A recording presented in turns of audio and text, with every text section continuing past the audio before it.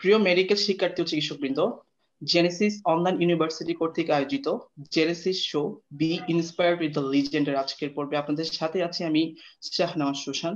এবং আজকের পর্বে আমাদের সাথে অতিথি হিসেবে উপস্থিত আছেন চিকিৎসক সমাজের কিংবদন্তি, ডাক্তার সমাজের অহংকার, আমাদের গর্ব, বাংলাদেশ ফরেনসিক বিভাগের উজ্জ্বল নক্ষত্র, শহীদ সোহরাওয়ার্দী মেডিকেল কলেজের প্রাণপ্রিয় শ্রদ্ধাভাজন স্বনামধন্য professor doctor A M Selim Reza sir.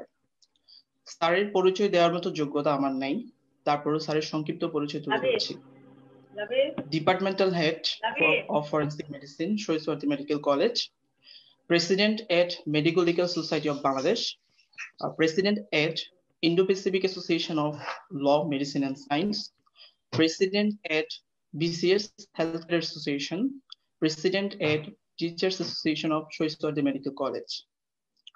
একজন মানুষ হিসেবে, একজন ডাক্তার হিসেবে এবং সর্বোপরি একজন মনের বেচারে স্যার একজন প্রেসিডেন্ট, অসাধারণ একজন ভালো মানুষ।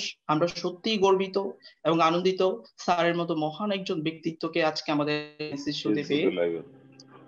স্যার, আসসালামু আলাইকুম স্যার। ওয়ালাইকুম সালাম।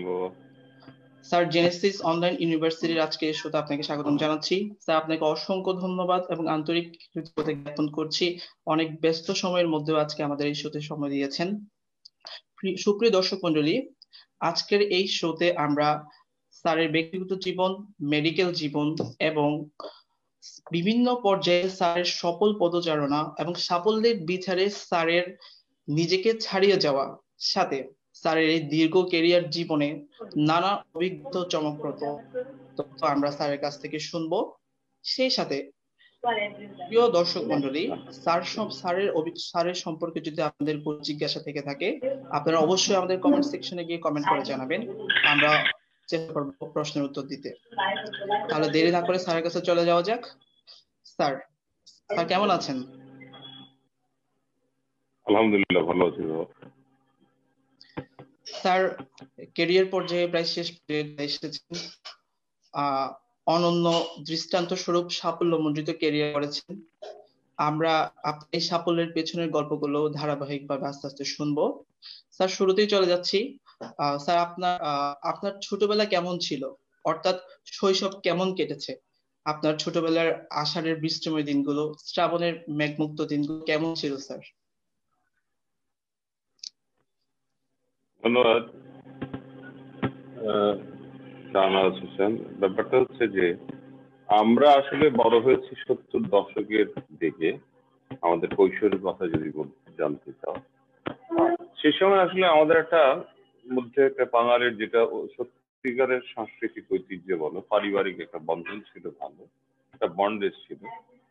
আজকে যেমন এই ফ্ল্যাটের পাশের ফ্ল্যাটে কে থাকছে সেটা আমরা জানতে পারছি না। অনেক সময় দেখা যায় মরে যাওয়ার পর দুর্গন্ধ বেরিয়েছে তখন জানা যাচ্ছে, কিন্তু এই জিনিসটা ছিল না আগে। আমাদের সে সময় যেটা ছিল সেটা হচ্ছে পাশের বাড়িতে যারা থাকতেন, হয়তো চাচা, মামা বা যে কোনো একটা আত্মীয়তার সম্বন্ধ তৈরি হয়ে যেত এমনি। তো ওনাদের বাড়িতে কোনো ভালো খাবার রান্না হলে সেটা আমরা খেতাম, বা আমাদের বাড়িতে কোনো ভালো রান্না হলেও আশেপাশের পড়োশীদের বাড়িতে যেত। যে জিনিসটা আজকাল কিন্তু একদম দেখাই যায় না বলা যায়। আর যেহেতু শৈশব কেটেছে শহরে, 89 মুখর বরড, নগরখানপুর, নারায়ণগঞ্জে, আমার সত্যিকার অর্থে গ্রামের পরিবেশের সাথে পরিচিতি ঘটেছে হচ্ছে 1971 25শে মার্চের পর, সে কালো রাতের পর। নিশ্চয়ই তোমরা জানো যে পুরো সারা দেশব্যাপী সমস্ত শহরের মানুষের উপরে প্রথমে আক্রমণটা চালিয়েছিল পাক সেনারা, নির্বিচারে গণহত্যা চালিয়েছিল। তো সভাপতি অন্য সবার মতোই আমরা চলে গিয়েছিলাম শীতলক্ষা নদীর ওপারে আমার নানি বাড়িতে। সেখানে সত্যিকার অর্থে গ্রাম কি, গ্রাম বাংলা কি, সেটার সাথে পরিচয় হবে। যে টিনের চালে বৃষ্টি হচ্ছে, পেছনের ডোবায় পানি জমে গেছে এবং ব্যাঙ ডাকছে, এই সমস্ত জিনিসগুলো, এগুলোর সাথে পরিচয় হতে এই 71 পরবর্তী সময় প্রায় 74 পর্যন্ত 3 বছর ছিলাম সেই গ্রামে। তখন হচ্ছে এই গ্রামীণ বাংলার সাথে পরিচয় ঘটেছে। আর যেটা তোমরা বলতে চাচ্ছ যে কিভাবে আমি বড় হয়েছি, এই তো পারিবারিক পরিবেশে, সেটা একটা আমাদের পারিবারিক পরিবেশটা ছিল জি স্যার। অত্যন্ত সম্প্রীতির। বাবা মা সবাই পৃষ্ঠপোষকতা করতেন যে আবহমান বাংলার যে সাংস্কৃতিক ঐতিহ্য, এগুলোকে সমুন্নত রাখার জন্য, যেটাকে ভ্যালুজ বলো তোমরা, সেই ভ্যালুজ গুলো কিন্তু আমাদের মনের মধ্যে রোপণ করা হয়েছে আমাদের বাবা মায়ের দ্বারা। সেই আমাদের যখন কৈশোর, আমি বলবো যে 71-এ তখন আমাদের তো 11 বছর বয়সে, ক্লাস 5-এ পড়ি সেই সময়। এবং রাজনীতির সচেতনতা বলে সেই জিনিসটা কিন্তু তখন থেকেই গড়ে উঠেছে। সেই সময় তৎকালীন স্বাধীনতার জন্য সোচ্চার পুরা বাংলাদেশ, এবং সে সময় কিন্তু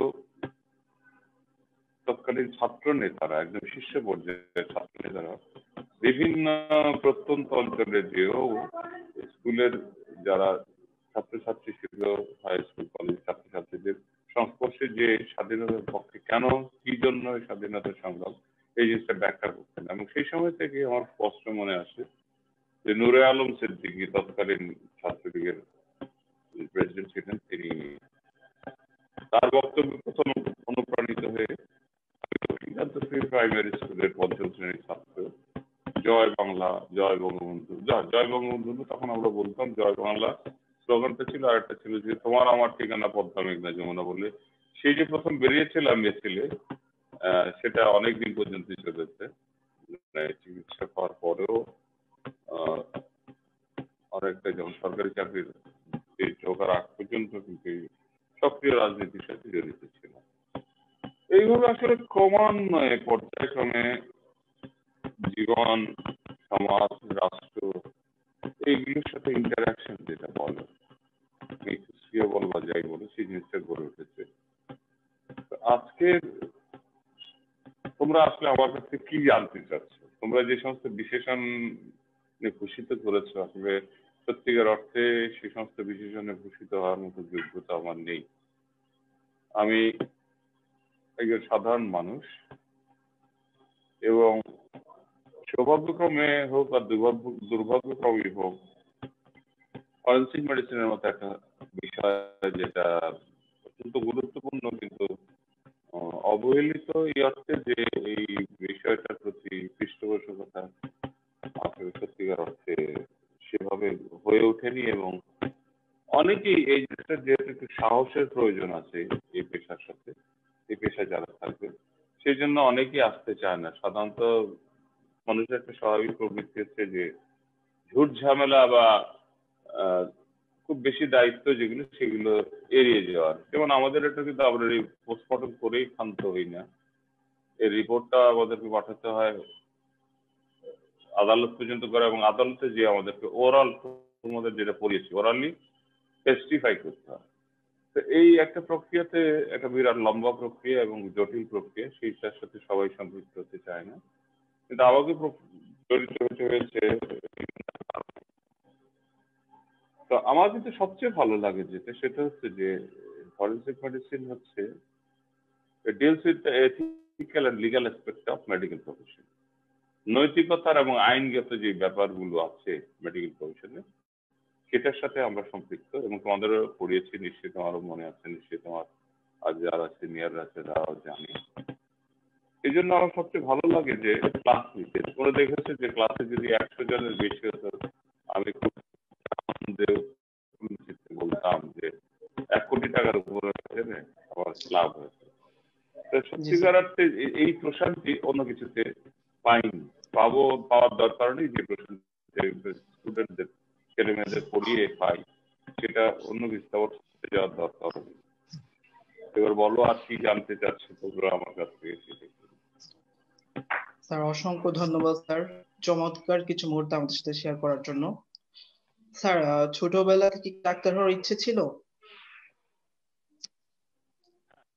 সমস্ত মানে 70 দশকের বা 60 দশকের সমস্ত মধ্যবিত্ত বলো, উচ্চ মধ্যবিত্ত বলো, নিম্নবিত্ত পরিবারের একটা ছেলে যদি মেধাবী হয়, একটা মেয়ে যদি মেধাবী হয়, সেক্ষেত্রে প্রথম চয়েসই ছিল পেশা হিসেবে যে ডাক্তার হতে হবে। এবং আমার স্পষ্ট মনে আছে আমার বাবা বলতেন আমাকে যে ডাক্তার হতে হবে। এবং 71 সালে সালে ঢাকা কলেজের সামনে দিয়ে যখন যাচ্ছিলাম আব্বার সাথে, আব্বা ঢাকা কলেজ দেখে বলছেন যে এখানে পড়তে হবে। এবং আল্লাহ তাআলার কাছে অসীম কৃতজ্ঞতা, আল্লাহর মেহেরবানিতে সেই ঢাকা কলেজে পড়ার সৌভাগ্য হয়েছিল। এবং আরেকটা জিনিস যেটা বাবা মা চেয়েছিলেন যে ঢাকা মেডিকেল কলেজে করি, সেটা সৌভাগ্য হয়নি। কারণটা হচ্ছে যে রাজনীতি করার কারণে আসলে ইন্টারমিডিয়েট থেকে খুব বেশি সম্পৃক্ত ছিলাম এই সাংগঠনিক কার্যক্রমে। তো ফলাফলটা ঠিক সেরকম আশানুরূপ হয়নি, তবে যেটুকু হয়েছে তার পরিপ্রেক্ষিতে চিটাগং মেডিকেল কলেজে চান্স পেয়েছিলাম এবং সেখানে চিটাগং মেডিকেল কলেজে পড়াশোনা হয়।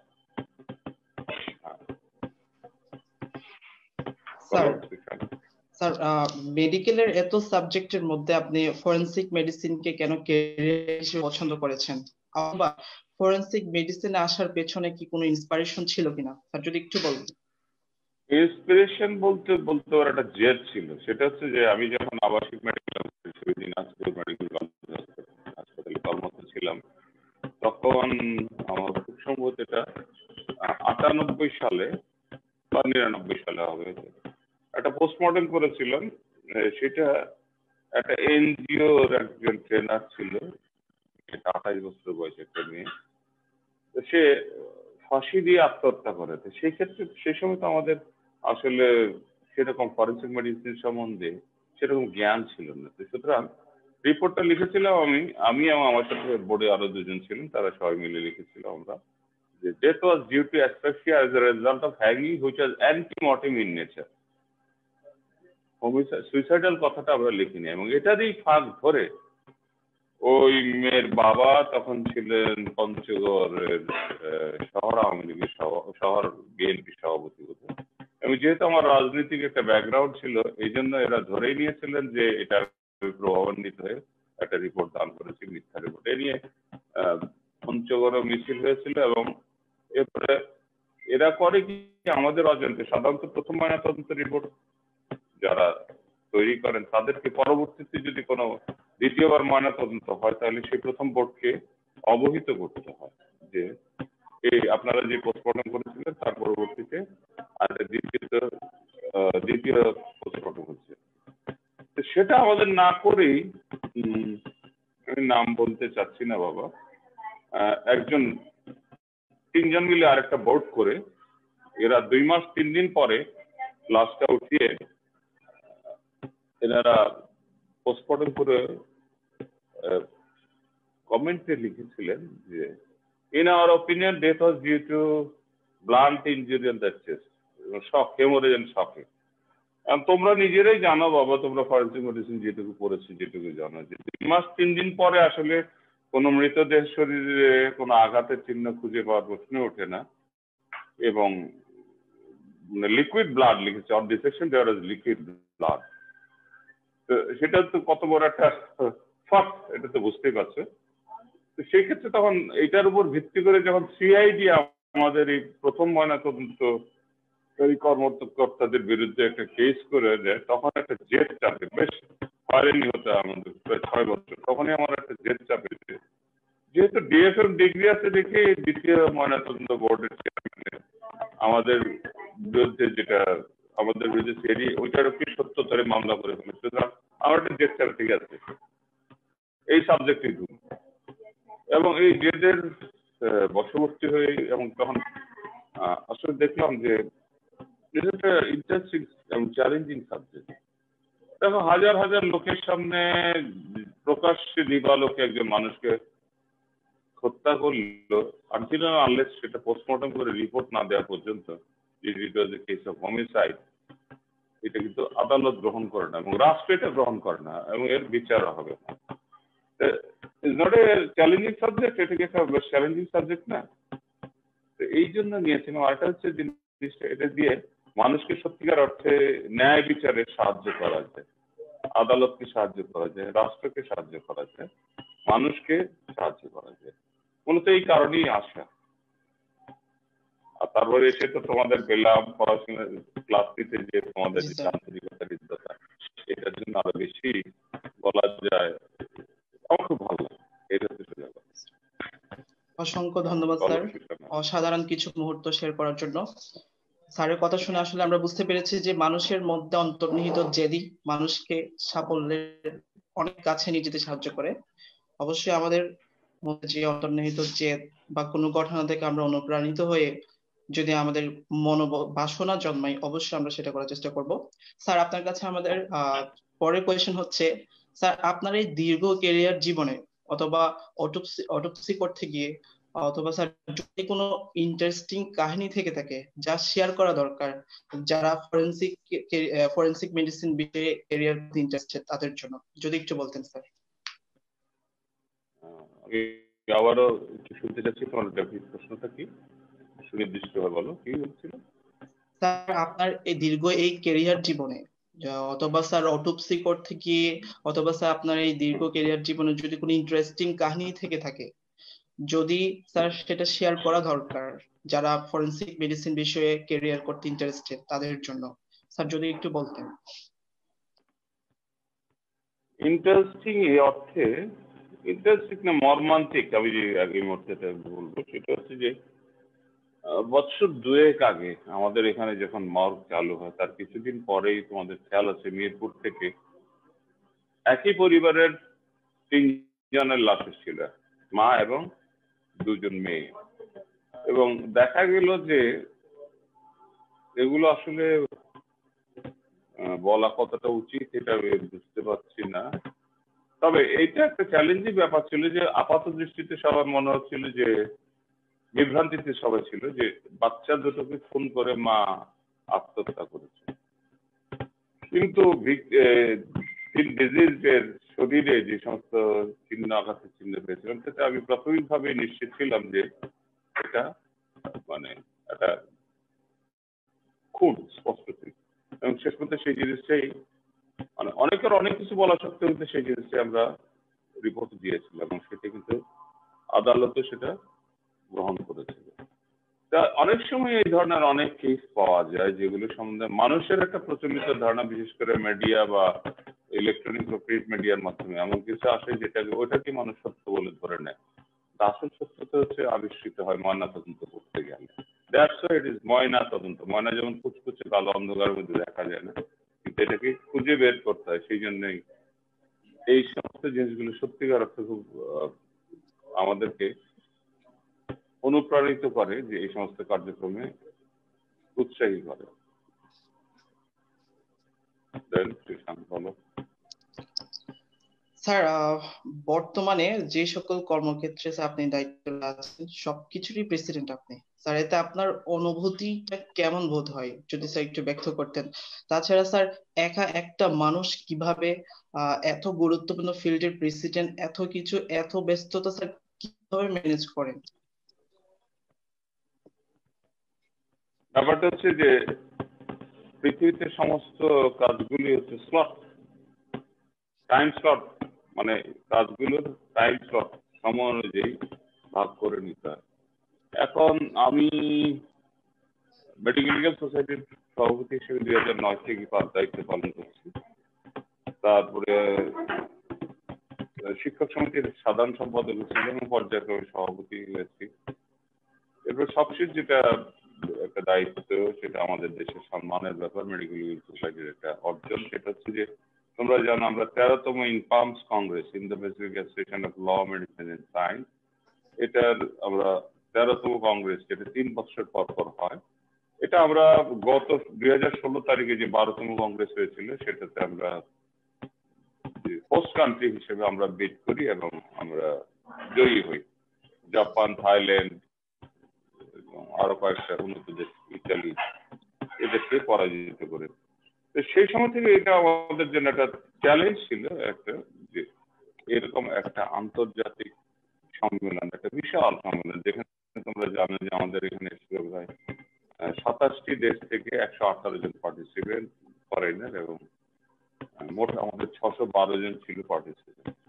তো ওখানে সভাপতি যে হোস্ট কান্ট্রির অর্গানাইজিং কমিটির যিনি সভাপতি, তাকেই কনভেনশনালি ইনফার্মসের পরবর্তী প্রেসিডেন্ট হিসেবে নিয়োগ দেওয়া হয়। সেইভাবেই আমার নিয়োগটা হয়েছে, যদিও এটা অনেক কিছু ব্যাপার ছিল, তারপরে সমস্ত কিছু অতিক্রম ঘটিয়ে আমি এই দায়িত্ব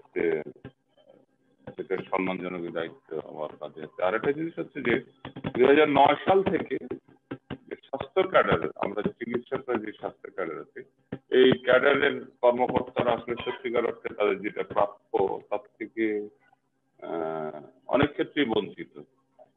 এই উপলব্ধির বশবর্তী হয়ে আমি এবং আমাদের সাথে আরো কিছু ছেলেপেলে বলছি না, আসলে ছেলেপেলে বলা ভুল হবে, এটা 55 বছর বয়সে আমাদের ছোট ভাই ডক্টর নাজমুল ইসলাম মুন্না, অধ্যাপক ইএনটি, তারপর হচ্ছে ডক্টর অধ্যাপক আবু হানিফ আবদু, অধ্যাপক ফারুক, অধ্যাপক আরো অনেকে মিলে গড়ে তুলি বিশেষ স্বাস্থ্য ক্যাডার আছে।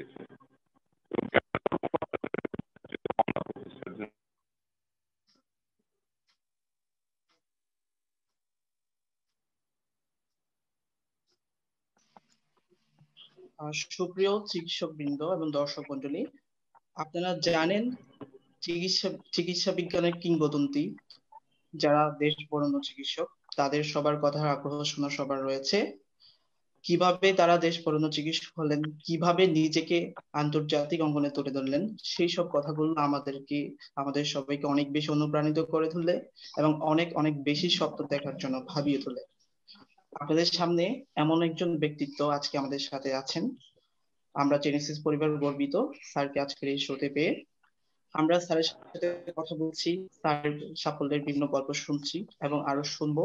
আপনারা সবাই সাথে থাকবেন আশা করি, এবং স্যারের জীবন সম্পর্কে জানার এবং স্যারকে নিয়ে যদি কোনো জিজ্ঞাসা থেকে থাকে অবশ্যই আপনারা আমাদের কমেন্ট সেকশনে গিয়ে জানাবেন, আমরা প্রশ্ন উত্তর দেওয়ার চেষ্টা করব।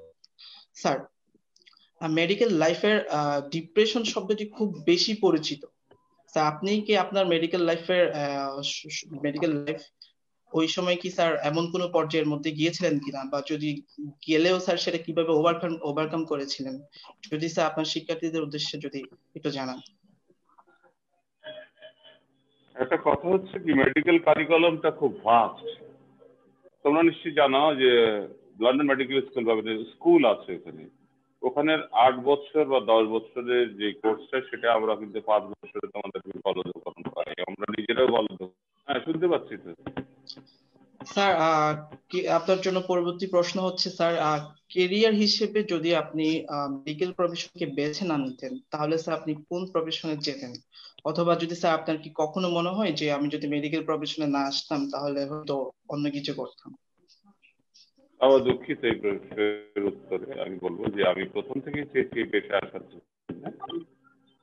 From the very beginning of my student life, the childhood, এবং ডাক্তার হতে চেয়েছি এবং আল্লাহ তাআলার অসীম রহমতে ডাক্তার হয়েছি, এবং একজন অধ্যাপক হিসেবে এর চেয়ে বেশি কিছু চাওয়ার কিছু নাই আমার। আল্লাহর কাছে অসীম কৃতজ্ঞতা, আল্লাহ পাকের মেহেরবানি যে মেডিকেল শিক্ষক হিসেবে যে সর্বোচ্চ পদে, সেই পদে আল্লাহ তাআলা আমাকে অধিষ্ঠিত করেছে। এর চেয়ে বড় বেশি কিছু চাওয়ার নেই। যা চাওয়ার ছিল তার চেয়ে অনেক বেশি কিছু পেয়েছি বলে আমি মনে করি। আলহামদুলিল্লাহ স্যার। স্যার অবশ্যই আপনি আপনার এই জন্য স্যার আমাদের সবার অনুপ্রেরণার একজন উৎস। আমরা আশা করি আপনার পথে আমরাও যারা আপনার শিক্ষার্থী আছি তারাও যেন স্যার আপনার পথে হাঁটতে পারি। তবে স্যার আমরা জানি স্যার একজন সংস্কৃতিমনা স্যার একটু আনমিউট ছিলাম। স্যার, একজন সংস্কৃতিমনা ব্যক্তিত্ব হিসেবে আপনি অনন্য। স্যার, কবিতা, গান এবং বিভিন্ন ক্ষেত্রে স্যার আপনি দক্ষতার পরিচয় রেখেছেন। আমাদের অনেক ভালো লাগতো যদি স্যার এই আজকের এই অনুষ্ঠানে আপনার কিছু গান অথবা আপনার দরাজ কণ্ঠে কিছু কবিতা যদি আমরা দর্শকদের মাঝে উপহার দিতে পারতাম বা তাদেরকে শোনাতে পারতাম। তবে ইনশাল্লাহ আমরা পরবর্তী সময়ে স্যারের কিছু গান অথবা কবিতা আমরা শোনানোর চেষ্টা করে যাব। স্যার, আপনি আমাকে শুনতে পাচ্ছেন? হ্যাঁ, শুনতে পাচ্ছি। স্যার, আপনাকে যদি বাংলাদেশের স্বাস্থ্যমন্ত্রীর দায়িত্ব দেওয়া হয়, ধরলাম স্যার আপনি কালকে বাংলাদেশের স্বাস্থ্যমন্ত্রী, তাহলে আপনি বাংলাদেশের এই দুর্বল স্বাস্থ্য ব্যবস্থার কোন সিস্টেমকে শুরুতেই সর্বপ্রথম পরিবর্তন করতেন? হ্যালো স্যার, আপনি কি আমার প্রশ্ন শুনতে পেয়েছেন? না, এবার বলো, আবার বলো। স্যার, আপনাকে যদি বাংলাদেশের স্বাস্থ্যমন্ত্রীর দায়িত্ব দেওয়া হয়, ধরলাম স্যার আপনি কাল থেকে বাংলাদেশের স্বাস্থ্যমন্ত্রী, তাহলে বাংলাদেশের এই দুর্বল স্বাস্থ্য ব্যবস্থার কোন সিস্টেমকেই সর্বপ্রথম আপনি পরিবর্তনে নিয়ে আসতেন? আমি অত্যন্ত সবিনয়ের সাথে বলছি যে সবিনয় বলছি, সেটা হচ্ছে যে এ ধরনের দায়িত্ব যদি আমাকে দেয়া হয় আমি সবিনয় তা প্রত্যাখ্যান করবো। কারণটা হচ্ছে যে আমি আমার বর্তমান যে অবস্থান আছে, যে দায়িত্ব, যে পেশা, সেটা নিয়ে আমি সন্তুষ্ট এবং এখান থেকে স্বাস্থ্য ব্যবস্থা বা চিকিৎসা ব্যবস্থা বলো, এর জন্য যা যেটুকু করা দরকার আমার মনে হয় সেটা করার চেষ্টা করছি আমরা এবং অনেক ক্ষেত্রে সেটা সফল হচ্ছি। তো এই জন্য ওই ধরনের যে দায়িত্ব আহ, সেটা আমি পালন করতে ইচ্ছুক নই বা আমি এটা কামনাও করি না। আল্লাহ তাআলা যেন এই ধরনের কোনো দায়িত্ব আমাকে না দেন, এটি হচ্ছে আমার honest confession to you. Hello. Sir thank you sir.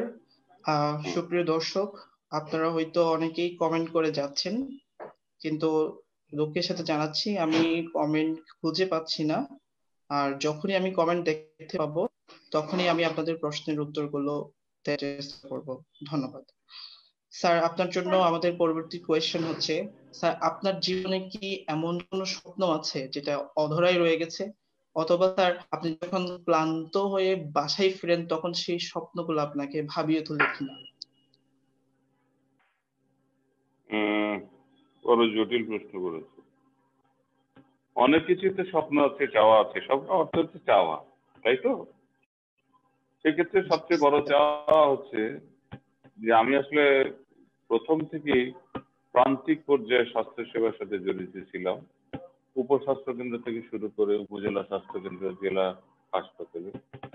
তো আমার কাছে যেটা মনে হচ্ছে যে জনগণের প্রত্যাশা পূরণ করতে আমরা ব্যর্থ হই, আমাদের যথেষ্ট আন্তরিকতা থাকা সত্ত্বেও। কারণটা হচ্ছে আমাদের রিসোর্স কনস্ট্রেন্ট,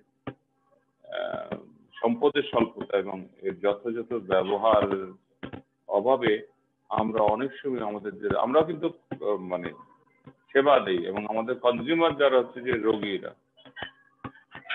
এই ক্ষেত্রে আমরা অনেক সময় তাদের চাহিদা মতো আমাদের ইচ্ছা থাকা সত্ত্বেও তাদের প্রত্যাশিত সেবাটা আমরা দিতে পারি না।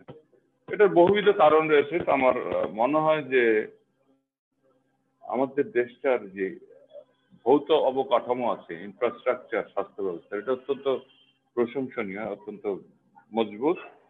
এটার উপর ভিত্তি করে আমার মনে হয় যে টারশিয়ারি লেভেল পর্যন্ত যেটা রেফারেল সিস্টেম যদি গড়ে উঠতো, তাহলে আমার মনে হয় যে সাধারণ মানুষের ভোগান্তিটা অনেক কমতো। মানুষ যদি জানতো যে প্রথমে তার এই হলে এইখানে যেতে হবে এবং এখানে যাওয়ার পর যদি তার প্রত্যাশিত আরোগ্য লাভ সে না করে বা তার সমস্যার সমাধান না হয়, তার পরবর্তী ধাপ কোনটা, সেইখানে যাওয়ার একটা ওয়ে, এবং যেখানে গিয়েছে সেই ধাপতে সেখান থেকে সেই প্রতিষ্ঠান থেকে তাকে ওইভাবে গাইড করা হবে। মানে রেফারেল সিস্টেমটা বিল্ড আপ হলে তারপরে মানুষ আসলে সত্যিকার অর্থে উপকৃত হতে বলে ধারণা। এটাই আসলে এখন পর্যন্ত অধরাই রয়ে গেছে। কারণ দেখা যায় যে অমুক পল্লী চিকিৎসকের রেফারেন্স নিয়ে এমন একজন অধ্যাপকের কাছে এসছেন, সে অধ্যাপক কিন্তু রোগের যে রোগ সেই রোগের বিশেষজ্ঞ নন, উনি অন্য রোগের বিশেষজ্ঞ। এর তার ফলে কি হচ্ছে, প্রথম রোগীটা প্রথম থেকে কিন্তু ভুল পথে পরিচালিত। সুতরাং যে প্রপার রেফারেল সিস্টেম, এটা যদি গড়ে ওঠে তাহলে আমার মনে হয় যে আমরা মানুষকে সত্যিকারের চিকিৎসা সেবা পুরোপুরি না পারলেও অনেকটাই দিতে পারবো। এটা হচ্ছে আমার কাছে সবচেয়ে কিন্তু এখন পর্যন্ত স্বপ্ন বলতে এইটাই, যে এটাই চাওয়া। কারণ আমরা আমাদের অনেক মানুষই আছে যারা মানে কস্টলি চিকিৎসা, অর্থাৎ এই যে টারশিয়ারি হসপিটালে বা কোথায় এসে যে কি সেবা পাবে সেই জিনিসটা সম্বন্ধে অনেকেই জানে না, এবং তার ফলে এসে হয়তো ঢাকায় বা কোনো বিভাগীয় শহরে এসে কোনো মেডিকেল কলেজ হসপিটাল বা স্পেশালিস্ট হসপিটালগুলোতে এসে বড় বিভ্রান্ত হয়ে পড়ে। এটা হচ্ছে দুঃখজনক ব্যাপার। এই জিনিসগুলোর অবসান আমার কাছে মনে হয় অত্যন্ত জরুরি, অবসান হওয়া দরকার। অসাধারণ স্যার। বর্তমান আমাদের চিকিৎসা ব্যবস্থায় প্রচলিত কিছু সমস্যার কথা আপনি তুলে ধরেছেন। এবং সেই সব সমস্যার সমাধানের প্রেক্ষিতেও আমাদের কিছু ধারণা দিয়েছেন। স্যার, আমরা অসংখ্য দর্শক এবং আপনার শুভাকাঙ্ক্ষী এই মুহূর্তে কমেন্ট করে যাচ্ছে। আমরা এই মুহূর্তে কিছু কমেন্ট দের প্রশ্ন স্যার আপনাকে জিজ্ঞাসা করতে যাচ্ছি। স্যার, আপনার একজন শিক্ষার্থী অথবা শুভাকাঙ্ক্ষী প্রশ্ন করেছেন যে স্যার, আগামীর বাংলাদেশ গড়ার পথে আজকের নতুন প্রজন্মের প্রতি কি উপদেশ দিতে চান? উপদেশ, হ্যাঁ, যেহেতু শিক্ষক হিসেবে উপদেশ দিতে হবে, সেটা হচ্ছে আমি সবসময় ক্লাসেও বলতাম যে তোমাদেরকে তো এই এই চ্যাপ্টার, এই অধ্যায় শেষ করতে হবে। 5 বছরের কোর্সের যেটা, সেটা কিন্তু তোমাকে 5 বছর যদি না করো তাহলে তোমার যে থেমে যাবে তা তো হবে না, তোমাকে অবশ্যই শেষ করতে হবে। সেই জন্য আমি তোমাদের উদাহরণ দিয়ে প্রথমে বলেছি যে রাজনীতি করার কারণে অনেক সময় ক্লাস রেগুলার করতে পারিনি, তার জন্য খেসারত দিতে হয়েছে। তো আমি চাই না যে আমার ছাত্রছাত্রীরা কেউ এইভাবে ডিফল্টার হোক, অর্থাৎ যার যে সময় পাশ করার কথা সেই সময় পাশ করার জন্য তার জন্য মানসিক এবং পড়াশোনার প্রস্তুতিটা পুরোপুরি। অসংখ্য ধন্যবাদ স্যার।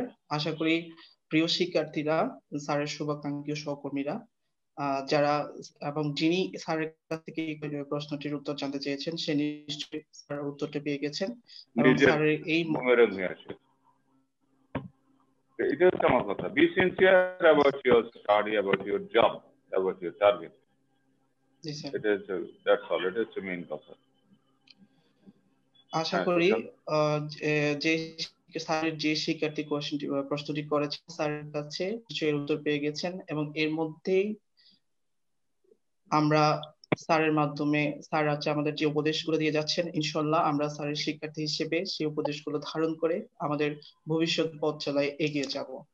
স্যার, আমরা দর্শক সারি থেকে আরেকটি কমেন্ট নিচ্ছি। কমেন্টটি হচ্ছে, স্যার আপনার একজন শিক্ষার্থী জানতে চেয়েছে স্যার, শিক্ষার্থীদের কাছে এমন জনপ্রিয় শিক্ষক হিসেবে অনন্য উচ্চতায় নিয়ে গিয়েছেন, সবাই আপনাকে পিতার স্থানে অধিষ্ঠিত করে সম্মানিত করেন, কিভাবে শিক্ষার্থীদের এতটা কাছাকাছি নিয়ে গেছেন? সাধারণ একটি কোয়েশ্চেন। ধন্যবাদ যিনি এই প্রশ্নটি করেছেন। স্যার, এই প্রশ্নটা অত্যন্ত গুরুত্বপূর্ণ এই অর্থে যে আমি যখন সলিমুল্লাহ মেডিকেল কলেজে ডিএফএম কোর্সে ছিলাম, তখনই থেকে টিউটোরিয়াল ক্লাস নিতাম। তখন থেকে আমার মনে হতো যে ছাত্রছাত্রীদের পড়াশোনায় সম্পৃক্ত করার জন্য সবচেয়ে বড় উপায় হচ্ছে, এটা আমার এক সহকর্মী বলেছিল আমাকে, যাকে বন্ধু হতে হবে, তারপরে পিতা হতে হবে। কারণ সভাপতি আমরা যারা আছি, তোমাদের শিক্ষক, তোমাদের পিতার বয়সী, প্রথমে হচ্ছে বন্ধু হতে হবে, বলেছে বন্ধুর মতো আচরণ করতে হবে। প্রথমে হচ্ছে বন্ধু হতে হবে, তারপরে হচ্ছে পিতা হতে হবে এবং তারপরে সফল শিক্ষক হিসেবে পরিগণিত হবে। এটা হচ্ছে মূল মন্ত্র আমি বলবো। এবং এই জন্য দেখো, আমি তোমাদের সিনিয়র যারাও ছিল আমার স্টুডেন্ট, তাদের অনেকের সাথে আচরণে দেখা যাবে যে মতো মধুর আচরণ করতে, ঘনিষ্ঠ আচরণ। অনেক সময় দেখা যাবে পিতার মতো শাসন করছি, অনেক সময় দেখা যাবে যে শিক্ষকের মতো নির্বিকার ভাবে বলে যাচ্ছি, যা শেখানো শেখাচ্ছি। কিন্তু আরেকটা জিনিস, সেটা হচ্ছে যে শিক্ষকদেরকে সবসময় যে ক্লাসে আই কন্টাক্টে থাকতে হবে এবং ছেলে মেয়েদেরকে আসলে কিন্তু মানে ঘনিষ্ঠ ভাবে পর্যবেক্ষণ করতে হবে, কোন ছেলেটা কোন মেয়েটা ক্লাসে মনোযোগী নয়, কি কারণে মনোযোগী নয়, ব্যাপারগুলো খুঁজে বের করে এই কারণ এবং পারলে সেই কারণ সমাধানের ব্যাপারে উদ্যোগী ভূমিকা নিতে পারলেই তখনই একজন শিক্ষক সত্যিকারের শিক্ষক হতে পারবে, যখন সে তার প্রতিটি ছাত্রছাত্রীর মনে একটা স্থান নিতে পারবে এবং মানে ছাত্রছাত্রীরা একটা আস্থার জায়গা বলে মনে করবে শিক্ষককে, তখনই হচ্ছে তখন এই প্রয়াস সার্থক হবে। স্যার, অসংখ্য ধন্যবাদ আপনার এই সুন্দর উপদেশমূলক যা আপনার সহকর্মী এবং এই মুহূর্তে যারা শিক্ষকতাকে পেশা হিসেবে ধারণ করেছেন, তারা আশা করি নিশ্চয়ই তাদের জন্য স্যার এই উপদেশটা অনেক বেশি কাজে লাগবে। এবং স্যার একজন একজন একজন ছাত্রের জীবনে একজন শিক্ষকের মূল্যায়ন এবং জনপ্রিয়তা সর্বোপরি একজন শিক্ষককে তার ছাত্ররা কতটুকু সফলভাবে মনে ধারণ করতে পারে, লালন করতে পারে, তার একটা অনন্য দৃষ্টান্ত উদাহরণ স্যার আপনি। সত্যিই স্যার আপনার প্রতি শ্রদ্ধা ও ভালোবাসা অভিরাম। স্যার আপনার জন্য পরবর্তী কোয়েশ্চেন হচ্ছে, স্যার আমাদের চলার পথে আপনি একজন অনুপ্রেরণার উৎস। আপনার জীবনে এমন কেউ কি আছে আপনার এই সাফল্যমণ্ডিত কেরিয়ার গড়ার পিছনে যিনি অনুপ্রেরণার উৎস হয়ে আছে? সেটা অবশ্যই আমি বলবো, এবং আমাদের সময়ের যে শিক্ষকরা ছিলেন তারা অনেকে আমাদের আদর্শ হিসেবে ছিলেন। যেমন আমি এই মুহূর্তে অবশ্যই কৃতজ্ঞ চিত্তে স্মরণ করবো আমার স্কুল জীবনের শিক্ষক সন্তোষ কুমার স্যার, যিনি আমি বলবো যে আমার যে বেসিক মূল ভিত্তিটা গড়ার পেছনে যার সবচেয়ে বেশি বড় ভূমিকা ছিল। এরকম প্রত্যেকেই জীবনে কেউ না প্রভাবটা সবচেয়ে বেশি কাজ করে ছাত্রের জীবনে, সেরকমই ছিলেন একজন আমাদের শিক্ষক। এবং তারপরে যে হাই স্কুলে যখন উঠি তখন অচিন্ত কুমার সেনগুপ্ত নামে একজন শিক্ষক ছিলেন ফিজিক্সের। উনিও ওনারও ভূমিকা ছিল বেশ, যে একজন মনোযোগী মেধাবী ছাত্র হিসেবে গড়ে ওঠার পিছনে যে সমস্ত প্রচেষ্টা, সেই সমস্ত প্রচেষ্টা উনি আমাদেরকে উদ্বুদ্ধ করতেন, আমাকে বিশেষ করে উদ্বুদ্ধ করতেন। এরকম আমাদের প্রত্যেকেরই জীবনে কিন্তু কিছু কিছু শিক্ষক অত্যন্ত গুরুত্বপূর্ণ ভূমিকা নিয়েছেন। উত্তর পেয়েছে?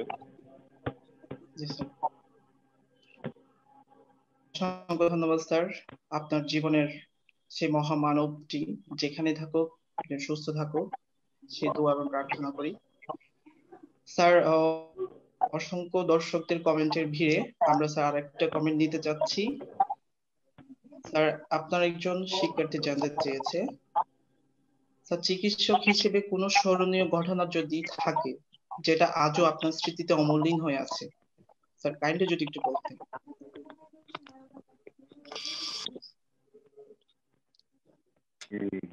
এটা একটা ভালো কথা বলেছেন। চিকিৎসক হিসেবে আমি যখন নবাবগঞ্জ, দিনাজপুরের নবাবগঞ্জ উপজেলা স্বাস্থ্য কমপ্লেক্সের আবাসিক মেডিকেল এই সময় এক দম্পতি যাদের বাচ্চা হচ্ছে এরা আমার চিকিৎসা নেয়, এবং দেখা যায় চিকিৎসার 1 বছর পর একটা বাচ্চাকে তুলে নিয়ে এসছে আমার কাছে। এটা কে? স্যার আমাদের বাচ্চা। তাই নাকি? তার নাম রেখেছি তার নামে নাম রেখেছি। এটা আমার কাছে একটা বিরাট প্রশান্তির ব্যাপার ছিল। কিছুই না, তেমন কোনো চিকিৎসা না, খুব সিম্পল চিকিৎসাই দেওয়া হয়েছিল। আসলে তোমরা জানো, মানে আমি একটা কথা বলি সবসময়, উপর আল্লাহ ডাক্তার, অর্থাৎ আল্লাহ যার উপর সদয় হন তখন তার যে দুঃখ কষ্ট এগুলি দূর করে দেন এবং সাফল্যের দান পাচ্ছে, সাফল্যের লাভ করে মানুষ। তো এইটা আসলে আমরা নিমিত্ত মাত্র চিকিৎসক, আমরা যে জ্ঞান সেটাকে কাজে লাগিয়ে অনেক ক্ষেত্রে যখন সফল হই তখন কিন্তু খুব ভালো লাগে। আর একটা ঘটনার কথা বলবো, আমি তখন শ্রীরাম মেডিকেল কলেজ হসপিটালের ইন্টার্নি ডক্টর হিসেবে ইভিনিং এর ডিউটি ছিল আমার 11 নম্বর ওয়ার্ডে মেডিসিন ওয়ার্ড। তো ওখানে যে দেখলাম একটা রোগী পয়জনিং বিষ খেয়েছে, এবং তার ওয়াশ দেওয়ার পর তাকে অ্যাট্রোপিন এত পরিমাণে দিতে হচ্ছে, তখন কিন্তু এই যে প্রাইলিডক্সিন বা এই সমস্ত ছিল না, প্রায় 500-600, এবং আমাদেরকে নিজেদেরকে দৌড়ে বিভিন্ন ওয়ার্ডে যেয়ে একে সংগ্রহ করতে হচ্ছে। এবং তখন দেখতে পাচ্ছিলাম যে তার স্ত্রী এবং তার প্রায় 5-6টি সন্তান, যারা প্রত্যেকেই না ভালো, তার অসহায়ের মতো কাঁদছিল। এবং সেই মুহূর্তে তাদের কাছে স্রষ্টার পরেই বোধহয় আল্লাহর পরে আর চিকিৎসক দেখে মনে হচ্ছে। যাই হোক, আমাদের ঐকান্তিক প্রচেষ্টার ফলে আমরা চিকিৎসা দেওয়ার পর ওই রোগীটা যখন বেঁচে যে আমাদেরকে জড়িয়ে ধরেছিল এবং তার পরিবার যেভাবে আমাদের প্রতি কৃতজ্ঞতা প্রকাশ করেছিল, এটা আমার চোখে এখনো মনে হচ্ছে ভাসছে চোখের সামনে। এবং এটা একটা নিঃসন্দেহে স্মরণীয় ঘটনা যে আমরা চিকিৎসকরা যদি অত্যন্ত দায়িত্বপরায়ণ হয়ে আন্তরিকতার সাথে অনেক ক্ষেত্রে এরকম ক্রিটিক্যাল কিছু রোগের চিকিৎসা দিলে পরে যখন সাফল্য পায়, অর্থাৎ রোগীটা যখন ভালো হয়ে যায়, এর চেয়ে বড় আনন্দ বোধহয় অন্য কিছুতে নেই। এবং এই আনন্দটা একমাত্র চিকিৎসকরাই পায়। কারণ হচ্ছে অবশ্যই আমাদের স্যার। আরেক সিভিল সার্জন বলতেন যে ডিসি সাহেব বলছেন, মিস্টার ডিসি আপনারা গার্ড দেন হচ্ছে ফাইল, আর আমরা গার্ড দিই লাইফ অ্যান্ড ডেথ। দেখো আমাদের একজন মানুষের জন্মের সময় চিকিৎসকের দরকার পড়ে, মৃত্যুর সময় চিকিৎসকের দরকার পড়ে। এর চেয়ে বড় আর কি পাওনা হতে পারে একজন চিকিৎসকের, তাই জি নয় কি? স্যার, অবশ্যই অবশ্যই এটা স্যার। মূল্যায়ন সমাজ কিভাবে করলো বা কি করলে সেটা হচ্ছে সবচেয়ে বড় কথা। এবং এই আত্মতৃপ্তি নিয়ে যেন মরতে পারি। তোমাদের প্রতিও অনুরোধ হলো যে আত্মতৃপ্তিটা কি চিকিৎসক হিসেবে এটা তোমরা পাওয়ার চেষ্টা করো, তাহলে তোমার জীবনে পাওয়া পাওয়া না পাওয়ার হিসেব মিলে গেছে। মিলে গেছে মনে হচ্ছে যে পাওয়ার ভাগটাই বেশি। যেমন আমি বলি, আমি যেটা তোমাদের কাছ থেকে পেয়েছি ফেসবুকে বা সরাসরি এইভাবে বাবা সম্বোধন আমি জানি না কোন শিক্ষককে করেন ছাত্রছাত্রীরা, জি আমাকে স্যার। করে।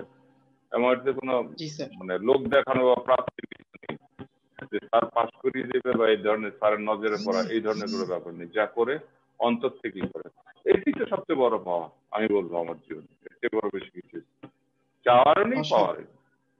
জি স্যার, অসংখ্য ধন্যবাদ স্যার, অসাধারণ একটি মুহূর্ত আমাদের সাথে শেয়ার করার জন্য। আসলে একজন ডাক্তার হিসেবে সবচেয়ে সৌভাগ্যের জায়গাটা কোথায়, সবচেয়ে ভালো লাগার জায়গাটা স্যারের এই ঘটনার মাধ্যমে আমাদের কাছে খুব ভালোভাবে বুঝতে পেরেছি। স্যার, অসংখ্য ভালোবাসা দর্শকদের আমরা দেখতে পাচ্ছি, শত শত কমেন্ট করছে বিভিন্ন বিষয় সম্পর্কে স্যারের কাছে জানতে চাচ্ছে। যদিও আমরা এই মুহূর্তে কমেন্ট সেকশনের একটি কমেন্ট শো করছি।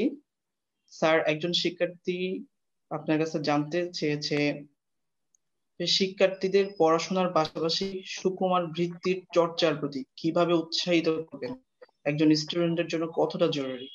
অসংখ্য ধন্যবাদ অসাধারণ একটি কোয়েশ্চেন করার জন্য। স্যারের কাছে চলে যাচ্ছে স্যার।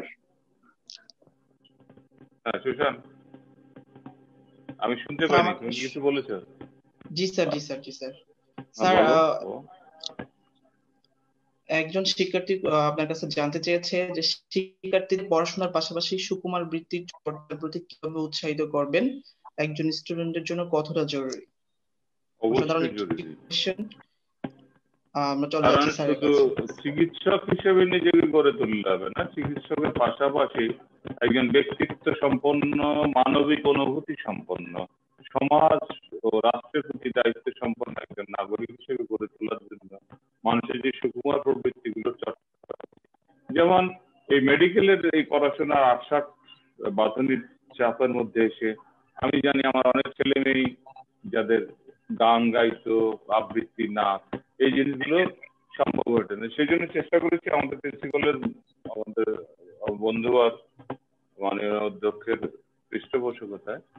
আর তোমরা জানো যে শহীদ সোহরাওয়ার্দী মেডিকেল কলেজে সাংস্কৃতিক প্রতিযোগিতা যতবার হয়েছে, আমার জানা মতে ঢাকা শহরের অন্য কোনো মেডিকেল কলেজে এরকম হয়নি। তো এই জিনিসটা হয় কি যে জি ছাত্র স্যার। ছাত্রীরা এবং শিক্ষকরা এমন একটা নিবিড় সান্নিধ্যে আসে যার ফলে এর মধ্যে একটা বন্ধন তৈরি হয়। তোমরা নিশ্চয়ই খেয়াল করেছো যে কালচার উইক অর্থাৎ সাংস্কৃতিক সপ্তাহের সময় তোমাদের সাথে শিক্ষকদের কথা একটা ওতপ্রোত সম্পর্ক তৈরি হয় এবং অনেক শিক্ষককে তোমরা ভাবছে যে উনি বোধহয় কেমন বদরাগী বা তার কেমন, কিন্তু এই সাংস্কৃতিক সপ্তাহে দেখেছি বিভিন্ন শিক্ষকদেরকে দায়িত্ব বন্টন করে দেওয়া হয়। গানের যে এটা তৈরি করা প্রতিযোগীদের এবং শেষ পর্যন্ত পারফরমেন্সে এদের উপস্থিত থাকাটা, এটার ফলে ছাত্র শিক্ষকের মধ্যে, ছাত্রছাত্রী এবং শিক্ষকের মধ্যে একটা নিবিড় সম্পর্ক তৈরি হয়। সুতরাং এভাবেই আমাদের দায়িত্ব, আমাদের উচিত বলে আমি মনে করি শিক্ষকদের এবং প্রশাসনের, যে ছাত্রছাত্রীদের মধ্যে সুপ্ত বা অনেকদিন ধরে চর্চা এই সমস্ত যে প্রতিভা লুকিয়ে আছে এদেরকে সুযোগ করে দেওয়া, তাদের প্রতিভাগুলি বিকশিত করা, এটা হচ্ছে আমার কাছে খুব বড় ব্যাপার মনে হয়। এবং এই সমস্ত ব্যাপারে অক্লান্ত পরিশ্রম করতে আমার কোনো আপত্তি নেই, এটা তো তোমরা দেখেছো নিশ্চয়ই। এবং আমি মনে করবো যে তোমরাও যদি কেউ শিক্ষক হও, অবশ্যই এই নীতিটা অনুসরণ করার চেষ্টা করো।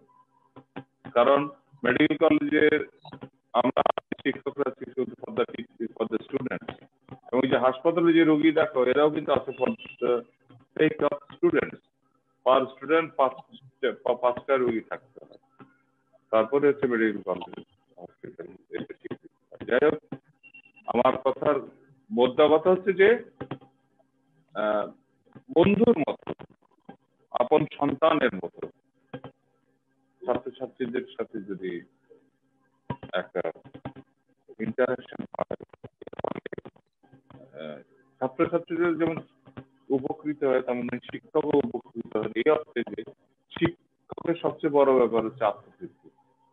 এটা কোনো অর্থের বিনিময় হয় না, সম্মান অন্য কোনো কিছুর বিনিময় হয় না। ঠিক আছে? আসলেই আসলেই সত্যি কথা যে সুকুমার বৃত্তির চর্চা নিজের প্রতিভা বিকশিত করার জন্য এই চর্চা অব্যাহত রাখার কোনো বিকল্প নেই। এবং এমনকি এই সাংস্কৃতিক চর্চাই হচ্ছে আমাদের শিক্ষক এবং ছাত্রের মেলবন্ধনের একটি অন্যতম শোধাগার। স্যার, আপনার কাছে আমাদের পরবর্তী কোয়েশ্চেন। স্যার, এত ব্যস্ততা, মেডিকেল প্রফেশন, এই সব কিছুর বাইরে অবসর সময়ে আপনি কিভাবে সময় কাটাতে পছন্দ করেন, অথবা স্যার আপনার পরিবারকে কিভাবে সময় দিতে পছন্দ করেন? পরিবারকে সময় দেওয়া আসলে অন্যান্য চিকিৎসক শিক্ষকদের মতো আমার পক্ষেও অনেক সময় হয়ে ওঠে না, কিন্তু তারপরে যেমন এই করোনার সময় পরিবারকে যথেষ্ট সময় দিতে পেরেছি বলে আমি মনে করি। তো এটা হচ্ছে যে মানুষের পরিবার কিন্তু হচ্ছে তার সমস্ত অনুপ্রেরণার উৎস। তুমি যদি পারিবারিক ভাবে সুখী থাকো, একটা সুন্দর পারিবারিক বলয়ের মধ্যে থাকো, তাহলে তোমার কিন্তু সামাজিক বলো বা রাষ্ট্রীয় জীবনে তোমার পক্ষে কন্ট্রিবিউট করা, মানে অবদান রাখাটা সম্ভব হয়। তো আমি চেষ্টা করি যতটুকু মানে সময় দেওয়ার, বিশেষ করে আমার ছেলে মেয়েদেরকে। আর তোমরা জানো আমার মেয়েটা চিকিৎসক, তো ওর সাথে বেশি আবার আসলে অনেক বেশি সময় দেওয়া হয়। এবং আই এম রিয়েলি হ্যাপি। আল্লাহর কাছে আমার ছেলে মেয়েদের নিয়ে আমি সন্তুষ্ট। আমার পরিবারে বিশেষ করে আমার স্ত্রী আমাকে যে পরিমাণ সহযোগিতা করেন, এই অর্থে যে সাংসারিক দায় দায়িত্ব আমাকে বলতে গেলে তেমন কিছুই পালন করতে হয় না, সবকিছুই উনি করেন। এর ফলে আবার আর একটা সুযোগ ঘটেছে, মানে যেটা আমার স্ত্রী বলেছে বহির্মুখী, না তোমাদের জন্য বা আমার প্রতিষ্ঠানের জন্য, আমার পেশার জন্য আমি যথেষ্ট সময় দিতে পারি। কিন্তু এটাও কিন্তু আমার বাড়ির থেকে যে আমার পরিবার থেকে যদি পৃষ্ঠপোষকতা না থাকতো, আমাকে যদি এই সুযোগ না দেওয়া হতো, তাহলে আমার পক্ষে সম্ভব ছিল না। সুতরাং অবশ্যই আমি আমার পরিবারের সদস্যদের প্রতি কৃতজ্ঞ। হ্যাঁ, সুশান্ত। অসংখ্য ধন্যবাদ স্যার। স্যার, আমরা আবারও চলে যাচ্ছি প্রিয় দর্শকদের সারিতে। অসংখ্য কমেন্টের ভিড়ে আমরা আরো কয়েকটি কমেন্ট শুরু করতে যাচ্ছি। স্যার, আপনার ছাত্র আব্দুল্লাহ জুবায়ের একটি কোয়েশ্চেন রেখেছে আপনার জন্য। স্যার, আপনাকে অনেক মিস করি। আপনার সকাল 7টার লেকচার, আপনার পাঠদান, শাসন, আদর সবকিছুই। আপনি আমাদের জীবনের পথ চলাই, ধ্রুব তারাসম। আল্লাহর কাছে আপনার সুস্থতা ও দীর্ঘায়ু কামনা করি।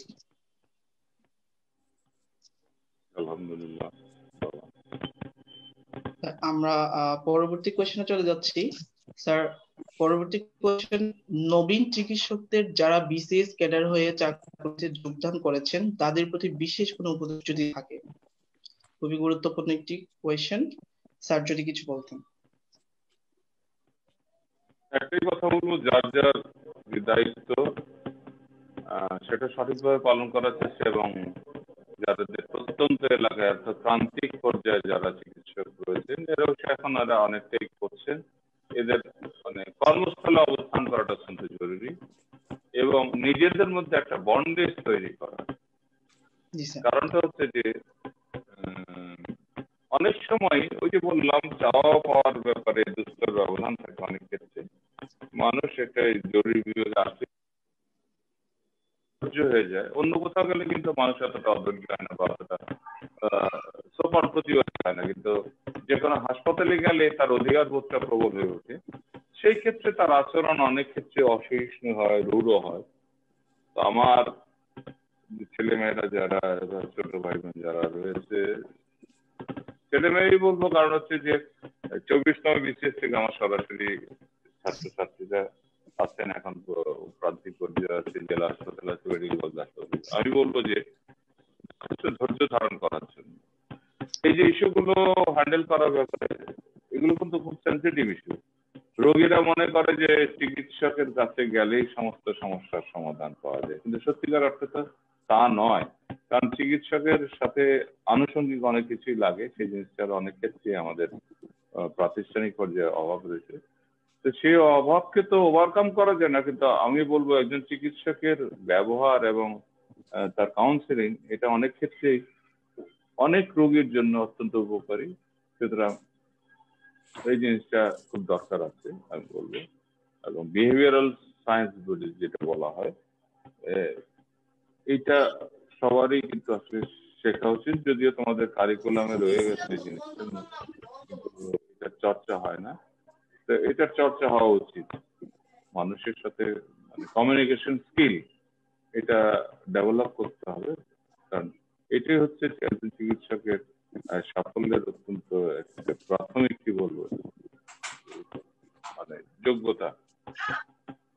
ঠিক আছে, অসংখ্য ধন্যবাদ স্যার।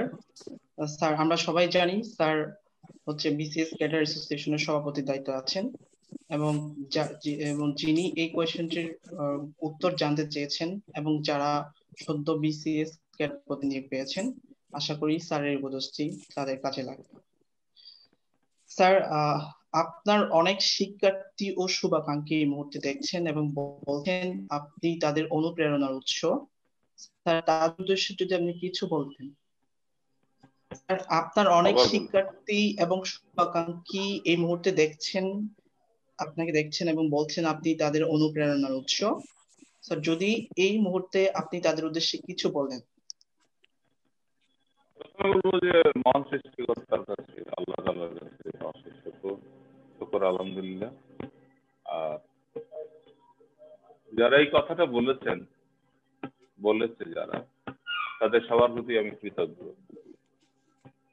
জানি না এই মুহূর্তে কেন জানি মনে পড়লো যে একজন বিশিষ্ট ব্যক্তি তার এপিটাফ কি সে সম্বন্ধে ধারণা আছে, যে মৃত্যুর পর কবর বা যেখানে সমাধিস্থলে যা লেখা থাকে। এখানে একটা কথা একজনের আমার খুব প্রণিধানযোগ্য বলে মনে হয়, সেটা হচ্ছে যে তোমরা যারা আমাকে ভালোবেসেছো, ঘৃণা করেছো, দুঃখ দিয়েছো, ঈর্ষা করেছো, অপমান করেছো, অবহেলা করেছো, লাঞ্ছনা দিয়েছো, তোমাদের সবার প্রতি আমি কৃতজ্ঞ। কারণ তোমরা আমাকে দিয়েছো জীবনে বেঁচে থাকার অনুভূতি, একটা পরিপূর্ণ জীবন। আমার মনে হয় এই জিনিসটা বড় কিছু নাই। এটাই আমি আমার শুভশ্রী বলো, আমার ছাত্রছাত্রী বলো, আমার যারা বলারই কথা বলার মতো বিষয় সমান নেই, আমার কর্মকাণ্ডকে যারা অ্যাপ্রিসিয়েট করে তাদের সর্বোচ্চ আমার বক্তব্য।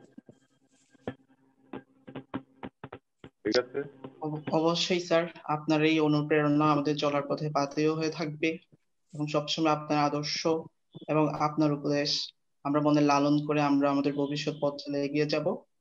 এবং আশা করি এই মুহূর্তে স্যারের যেসব শিক্ষার্থী শুভাকাঙ্ক্ষী আমাদের লাইভ অনুষ্ঠান দেখছেন এবং স্যারের কথা শুনছেন, তারা তাদের তারা নিশ্চয়ই বুঝতে পেরেছেন এবং স্যারের উপদেশ আপনাদের অনেক কাজে লাগবে আশা করি।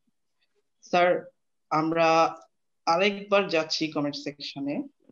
স্যার, আপনি সবসময় বাবা মায়ের প্রতি সন্তানদের দায়িত্ব পালনকে গুরুত্ব দিতে শিক্ষার্থীদের উপদেশ দেন। আপনার বাবা মায়ের সাথে ছোটবেলার স্মৃতির দু একটা কথা যদি শেয়ার করতেন। সুপ্রিয় দর্শক, আর দুঃখিত, যান্ত্রিক ত্রুটির কারণে স্যার একটু ডিসকানেক্টেড আছে। আশা করি অল্প কিছুক্ষণের মধ্যেই স্যার আমাদের মাঝে ফিরে আসবেন এবং আমরা স্যার স্যার সম্পর্কে জানার যে কিছু অজানা তথ্য বা যে কিছু কোয়েশ্চেন বাকি রয়ে গেছে আমাকে পরে আমরা সেটা শুনে নিব।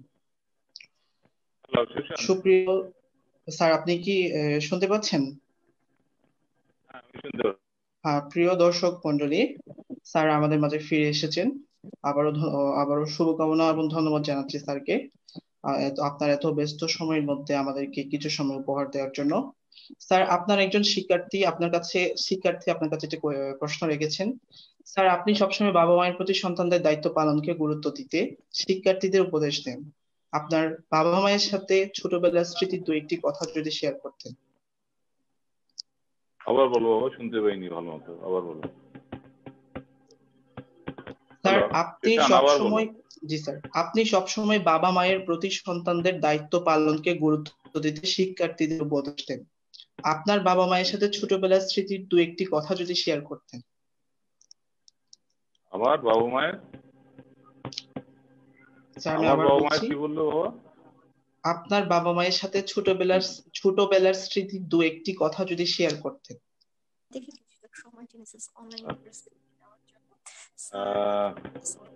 প্রথমে আমার মনে পড়ে যে এটা অবশ্য দুঃখের স্মৃতি। আমার বাবা ক্যান্সারে, গলার অন্ননালীর ক্যান্সারে আক্রান্ত হয়ে মারা যায়। আমার বড় বেশি মনে করে আমার আব্বা যখন অপারেশনের পরেও জ্ঞান ফিরে পেয়ে কিন্তু আমার আম্মাকে পাশে একটা কথা জিজ্ঞেস করছিলেন যে তখন আমি আসলে পাস করিনি, ফাইনাল ক্লাসের পঞ্চমবারের মতো পরীক্ষা দিয়েছিলাম একটা সাবজেক্টে, সার্জারিতে। তখন আমার বাবা জ্ঞান ফিরে পেয়ে কিছুক্ষণের জন্য জ্ঞান ফিরে পেয়েছিল। তখন আমার মাকে জিজ্ঞেস করেছিল যে ওর কি রেজাল্ট আউট হয়েছে। মানে আমার বাবা একটা উদগ্র বাসনা ছিল তার, যে উনি মৃত্যুর পূর্বে হলেও তার ছেলেকে চিকিৎসক হিসেবে দেখে যেতে চান। তো ওই মুহূর্তটা আমার কাছে খুব বেদনাদায়ক মনে হয়েছিল যে একজন মৃত্যুপথ যাত্রী পিতা তার ছেলেকে চিকিৎসক হিসেবে দেখে যেতে চান, এবং সেটা উনি দেখে গিয়েছিলেন। এটা হচ্ছে সবচেয়ে বড় কথা। এবং আল্লাহ তাআলা আমার বাবার বেহেশত নসিব করুক, এই জিনিসটাই চাই। আমি তোমাদের সবাইকে সবসময় বলেছি যে বাবা মায়ের প্রতি কখনো কোনো কারণে কিন্তু বিন্দুমাত্র অবহেলা করবে না। অনেক সময় মনে হবে যে বাবা মায়ের আচরণ রূঢ় বা অনেক কিছু মনে হবে যে এটা তো আসলে প্রত্যাশিত নয়, কিন্তু তারপরে মনে রাখবে যে বাবা মাই তাদের জন্য পৃথিবীতে এসেছে তোমরা। সুতরাং বাবা মায়ের প্রাপ্য আর কি, তাদের প্রাপ্য হচ্ছে তাদের প্রতি যে ডিউ রেসপেক্ট এবং তাদের প্রতি যে দায়িত্ব, পারিবারিক সামাজিক যে দায়িত্ব, সেটা সঠিকভাবে পালন অবশ্যই করবে। আর না হলে কিন্তু তুমি জীবনে বাবা শান্তি পাবে না, মা শান্তি পাবে না। বাবা মাকে দুঃখ দিয়ে কেউ কখনো কিন্তু ভালো থাকে না। এটা অনেকের জীবনের পর্যবেক্ষণ করে আমরা দেখেছি এবং আশেপাশে অনেক উদাহরণ আমরা পেয়েছি। সুতরাং এটা হচ্ছে আমার সবচেয়ে বড় উপদেশ আমাদের। সুশান্ত স্যার, অসংখ্য ধন্যবাদ। আমরা স্যার দোয়া করি স্যার আপনার বাবাকে যেন আল্লাহ জান্নাতুল ফেরদৌস নসিব করে, এবং সেই সাথে আপনার দেয়া এই উপদেশগুলো আমরা সবসময় চেষ্টা করব মেনে চলার, যাতে আমরা আমাদের সাফল্যের চূড়ায় পৌঁছতে পারি। স্যার, এই মুহূর্তে আমাদের সামনে আপনার সাথে কিছু কথা বলার জন্য অনুরোধ করেছেন আমাদের আজকের এই জেনেসিস শো এর মডারেটর তারেক কামাল ভাইয়া। তারেক কামাল, আপনি যদি কথা বলতে চান অবশ্যই জিজ্ঞেস করতে পারেন। তারেক কামাল ভাই, আপনি কি শুনতে পাচ্ছেন? জি, আমি শুনতে পাচ্ছি। আসসালামু জি ভাই, আপনার আলাইকুম স্যার। স্যারকে ওয়ালাইকুম অসংখ্য সালাম। ধন্যবাদ। স্যারকে অসংখ্য ধন্যবাদ এত ব্যস্ত সময়ের মধ্যেও আমাদেরকে সময় দেওয়ার জন্য। আসলে বাংলাদেশে যখন স্যার করোনার প্যান্ডেমিকটা যখন শুরু হয়ে গেল পুরোপুরি, তখন থেকেই আমরা আমাদের এই ক্ষুদ্র প্ল্যাটফর্মের মাধ্যমে, আমাদের এই জেনেসিস অনলাইন ইউনিভার্সিটি প্ল্যাটফর্মের মাধ্যমে বাংলাদেশের ছড়িয়ে ছিটিয়ে থাকা সমস্ত শিক্ষার্থীদের জন্য আমরা রেগুলার অনলাইনে ক্লাসে আয়োজন করে যাচ্ছি প্রতিনিয়ত। আজকেও আমরা বেশ কয়েকটা ক্লাস করেছি আর কি। এবং আমাদের এই ক্লাসগুলো নিচ্ছেন বাংলাদেশের প্রথিতযশা অসংখ্য চিকিৎসক আর কি। তো আমরা চেষ্টা করে যাচ্ছি আমাদের এই ক্ষুদ্র প্ল্যাটফর্মের মাধ্যমে বাংলাদেশের সর্বোচ্চ সংখ্যক শিক্ষার্থীদেরকে অনলাইন ক্লাসগুলো যাতে আমরা রেগুলার কন্টিনিউ করতে পারি স্যার। এবং এরই মাঝে মাঝে আমরা কিছু সেশন করি, জেনেসিস শো করি, যার মাধ্যমে আমরা বাংলাদেশের প্রথিতযশা অসংখ্য চিকিৎসকদেরকে আমরা জেনেসিসের মাধ্যমে বাংলাদেশের সমস্ত শিক্ষার্থীদের মাঝখানে প্রেজেন্ট করি। আমরা চেষ্টা করি তাদের জীবনের যে ছোট বড় গল্পগুলো আছে, ভালো লাগা ভালোবাসার যে গল্পগুলো আছে, এগুলোর মাধ্যমে যদি সবাই অনুপ্রাণিত হন, সেজন্যই মূলত আমরা এই শো গুলোর অর্গানাইজ করে থাকি। স্যার অসংখ্য ধন্যবাদ স্যারকে এত দীর্ঘ সময় ধরে এত সুন্দর সুন্দর কথাগুলো আমাদের মাঝখানে ছড়িয়ে দেওয়ার জন্য, এবং অসংখ্য ধন্যবাদ শাহনেওয়াজ ভাইকে অত্যন্ত সুন্দরভাবে উপস্থাপনা করার জন্য। এবং যখন এই কঠিন সময় আমরা একটা বাংলাদেশের অসংখ্য চিকিৎসক তাদের জীবন বিলিয়ে দিচ্ছেন এবং প্রতিনিয়ত আজকেও বেশ কয়েকজন চিকিৎসক আক্রান্ত হয়েছেন, গতকালও বেশ কয়েকজন চিকিৎসক ইন্তেকাল করেছেন আর কি, আমাদের বাংলাদেশের জন্য, এই দেশের জন্য আর কি। তো তাদের জন্য আমরা জেনেসিসের পক্ষ থেকে সবসময় দোয়া করি এবং সবার জন্য আমরা দোয়া করব। আমরা আমাদের প্রিয় স্যারের জন্য দোয়া করব। স্যার এই মুহূর্তে আপনার সামনে একটু কথা বলার জন্য আসছেন, একটু সালাম জ্ঞাপন করার জন্য আসছেন আপনারই অত্যন্ত প্রিয় শিক্ষার্থী ফারজানা জ্যোতি আপু এবং আপনার অত্যন্ত প্রিয় আরেকটা শিক্ষার্থী শাকিল হোসেন। শাকিল ভাই আপনার ভিডিওটা একটু অন করুন। শাকিল হোসেন শো বাইকে আমাদের আজকের Genesis show be inspired with the legend with professor AM Selim Reza স্যারের সাথে শোতে আসার জন্য আমন্ত্রণ জানাচ্ছি। শাকিল ভাই আপনি যদি ক্যামেরা অন করেন। স্যার আসসালামু আলাইকুম। ওয়ালাইকুম সালাম বাবা, কেমন আছিস? আছি আলহামদুলিল্লাহ। স্যার আপনি কেমন আছেন? স্যার আছি, ভালো আছি আলহামদুলিল্লাহ। না প্রথম আমি আসলে বলি যে লাইভ ব্রডকাস্ট হচ্ছে, তারপরে বলি এই প্রথম হচ্ছে ভয় ছাড়া আপনার সামনে আসলাম আমার মেডিকেল লাইফে। যে আপনি মারতে পারবেন না আমাকে স্যার।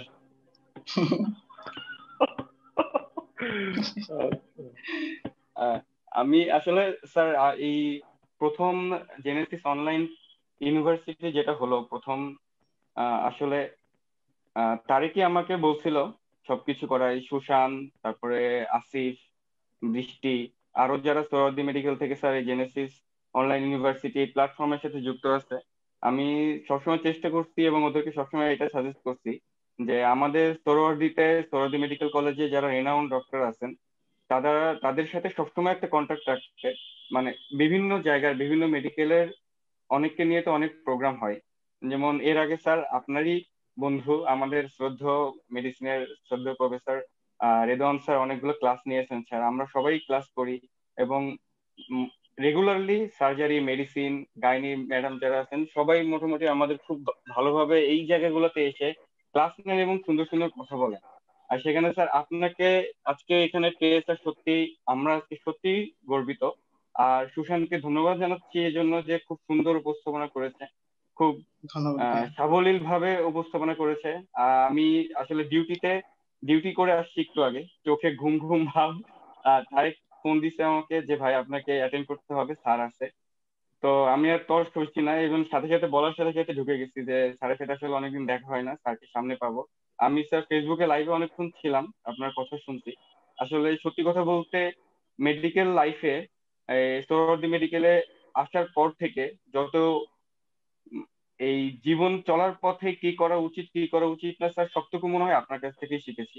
আপনি শাসন করছেন, আদর করছেন, ভালোবাসা দিয়েছেন। এই কিছুদিন আগেও আপনার সাথে যেদিন দেখা হলো ওদিনও আমাকে অনেক শাসন করেছেন। এগুলো হচ্ছে আমাদের পথ চলার জন্য, আমাদের সামনে এগিয়ে চলার জন্য, এটা হচ্ছে আমাদের জন্য আশীর্বাদ। সারা জীবন স্যার আপনি এভাবে আমাদের শাসন করবেন। এবং আপনি যে কথাগুলো বলেছেন আজকে লাইভে যারা আছে যারা দেখতেছে তাদের সবার প্রতি একটা রিকোয়েস্ট, স্যারের প্রত্যেকটা কথা, স্যারের প্রত্যেকটা চিন্তা ভাবনা, আমরা যারা এই জেনারেশনে ডাক্তার হয়েছি, আমরা যারা এই জেনারেশনে অলরেডি আমরা চাকরিতে জয়েন করেছি, তাদের জন্য খুবই গুরুত্বপূর্ণ। যারা স্টুডেন্ট আছে, যারা ইন্টার্নি আছে, তাদের জন্য আরো বেশি গুরুত্বপূর্ণ। এবং এগুলা ভবিষ্যৎ জীবনের জন্য আমাদের অনেক বেশি কাজে লাগবে। স্যারকে অনেক বেশি ধন্যবাদ, ধন্যবাদ সুশান্তকে, ধন্যবাদ তারেককে আজকে খুব সুন্দর একটি সেশনের জন্য। আসসালামু আলাইকুম স্যার। থ্যাংক ইউ ভাইয়া। ধন্যবাদ ভাইয়া। ধন্যবাদ বাবা। এখন আমরা স্যার, একটু কথা বলবো ফারজানা জ্যোতি আপুর সাথে একটু। ফারজানা জ্যোতি আপু, আপনি একটু আপনার ক্যামেরাটা অন করুন। জি, শাহনেওয়াজ ভাই। যে আপুকে ওয়েলকাম আমাদের এই শোতে। আপু, আপনি যদি ক্যামেরা অন করে মিউট করে একটু কথা বলতেন, ধন্যবাদ। আসসালামু আলাইকুম স্যার। ওয়ালাইকুম সালাম ওয়া রাহমাতুল্লাহি ওয়া বারাকাতুহু। মা, বলো কেমন আছো মা? ফোন করার সাহস কখনোই করি না, কারণ স্যার উল্টা বলে যে হ্যাঁ আমাকে আবার থ্যাঙ্কস দিতে হয়। তো এটা কিন্তু অবশ্যই স্যার আপনাকে অসংখ্য ধন্যবাদ যে আজকে আপনার মূল্যবান সময় থেকে জেনেসিস অনলাইন ইউনিভার্সিটি আমার আরেকটি অত্যন্ত পছন্দের প্ল্যাটফর্ম, এখানে কিছুটা সময় স্যার শেয়ার করার জন্য। আর যেটা হচ্ছে যে সেলিম রেজা স্যারকে আমি আসলে যতটা না আমার নিজের শিক্ষক হিসেবে পরিচয় দিতে পছন্দ করি, তার থেকে আমি বেশি পছন্দ করি যে আমার নিজেকে তার মেয়ে হিসেবে মানে পরিচয় দিতে। আর একটা জিনিস হচ্ছে যে মানে এবং তোমাকে দেখা যাচ্ছে না মা, তোমাকে দেখা যাচ্ছে না। স্যার এখন দেখা এখনো যাচ্ছে? শাকিলি আছে। আচ্ছা স্যার, স্যার শুনতে পাচ্ছেন তো? হ্যাঁ, শুনতে পাচ্ছি না, শুনতে পাচ্ছি। এবং আমি মনে করি যে স্যারের সাথে সম্পর্কটা শুধু যে আমারই এরকম তা না, স্যার আসলে স্যারের আমি বলতে পারেন যে একটা হচ্ছে মানে সিম্বল। স্যারের সাথে স্যারের প্রতিটা স্টুডেন্টের সম্পর্কই আসলে এরকম, এবং এটা আসলে মানে সবার পক্ষে মেনটেন করা সম্ভব না আমরা জানি। হয়তোবা এটা প্রফেসর সেলিম রেজা দেখেই পারেন। এখন একজন প্রফেসর মানে একজন সেলিম রেজা হওয়া তো আর সবার পক্ষে সম্ভব না, কিন্তু তিনি যে আদর্শ নিজের মধ্যে ধারণ করেন আমরা চেষ্টা করব তার কিছুটা হলেও যাতে আমরা নিজেদের মধ্যে ধারণ করতে পারি। আর আসলে রিসেন্টলি স্যারের ফেসবুক ওয়ালে ঢোকা যাচ্ছে না, কংগ্রেসের বন্যায় স্যার ভেসে যাচ্ছেন, খুব বেশি নর্মাল। কিন্তু আমি পার্সোনালি চাবো স্যারকে ধন্যবাদ জ্ঞাপন করতে, কারণ ইনপালসের মতো একটা লার্জ প্ল্যাটফর্মের সভাপতি নির্বাচিত হয়ে তিনি বাংলাদেশের জন্য যে পরিমাণ সম্মান বয়ে এনেছেন সেটা আসলে মানে অবর্ণনীয়। তাই আসলে স্যারকে ধন্যবাদ বাংলাদেশকে এত বড় একটা প্ল্যাটফর্মে এত সুন্দরভাবে প্রেজেন্ট করার জন্য। আমাদের জন্য দোয়া করবেন। আর জেনেসিস অনলাইন ইউনিভার্সিটিকে অবশ্যই ধন্যবাদ এত সুন্দর একটা অনুষ্ঠান আয়োজন করার জন্য। সুশানকে ধন্যবাদ, অনেক সুন্দর হয়েছে তোমার উপস্থাপনা, ইনশাল্লাহ সামনে আরো বেশি ভালো করবে। আর থ্যাংক ইউ আপু। এবং তারেককেও ধন্যবাদ। আর স্যার তো অবশ্যই আমাদের সাথে আছেন, আর স্যার আসলে কখনো আমাদের সাথে থাকবে না এটা আমি আসলে কখনো কল্পনাও করি না। Thank you sir. আপু, আপনাকে ধন্যবাদ মা। অসংখ্য ধন্যবাদ আমাদের শোতে এসে কথা বলার জন্য। স্যার, আমরা আবারও ফিরে যাচ্ছি প্রিয় দর্শক মন্ডলী। স্যার, আমাদের খুবই ভালো লাগছে এত সুন্দর একটা মুহূর্ত আপনার সাথে বসে একই সাথে, এবং জেনেসিসের সেই 55,000 ডাক্তার ও মেডিকেল স্টুডেন্টদের সাথে উপভোগ করতে পারছি। অসংখ্য ধন্যবাদ স্যার, আপনার কাছে আন্তরিক কৃতজ্ঞতা জ্ঞাপন করছি। আপনার এত ব্যস্ত সময়ের মধ্যে আমাদেরকে অল্প কিছু সময় উপহার দিয়েছেন। সময়ের স্বল্পতার কারণে আজকে আমাদের অনুষ্ঠানের প্রায় শেষ পর্যায়ে চলে এসেছি। যদিও আমাদের আরো ভালো লাগতো যদি স্যারের সাথে আরো কিছুক্ষণ থাকতে পারতাম। সর্বোপরি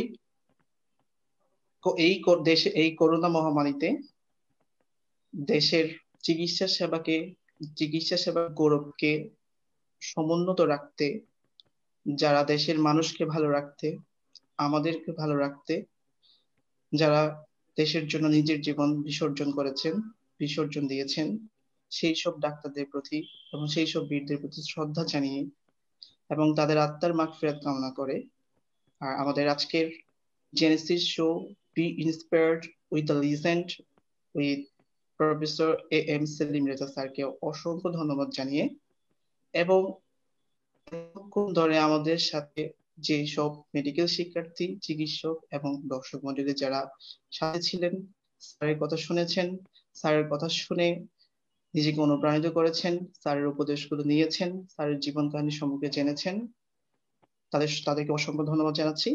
এবং এই পর্যায়ে স্যারের দীর্ঘায়ু কামনা করে আজকের এই অনুষ্ঠানের ইতি টানছি।